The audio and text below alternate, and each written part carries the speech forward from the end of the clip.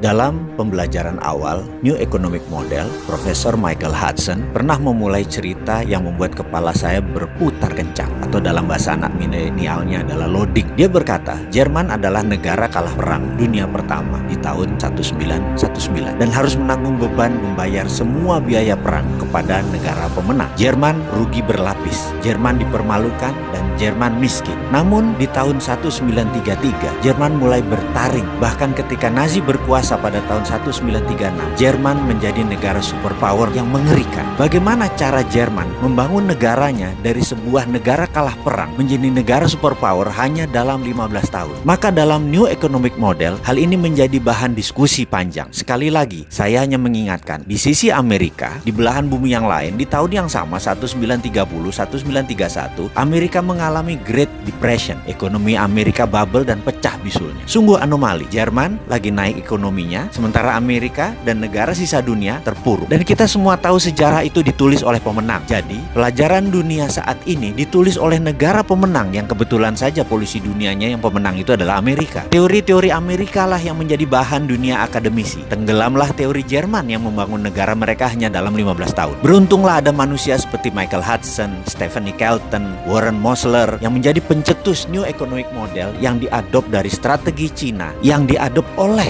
Cina sejak tahun 1990.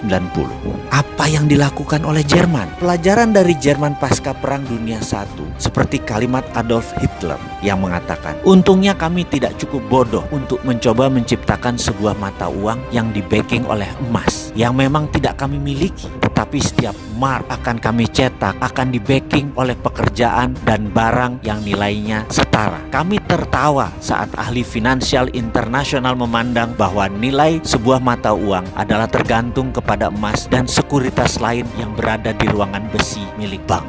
Sekali lagi kuncinya ya printing money. Jaminannya ya produknya. Karena semua diproduksi untuk negara. Apa yang Jerman lakukan? Ya negara bayar. Sumber bahan bakunya negara bayar. Gaji pegawainya negara bayar. Urusan negara nanti mau dipakai atau mau dijual, urusan Jerman. Namun ketika produksi massal itu dibuat, sayangnya mereka hanya membuat mesin perang.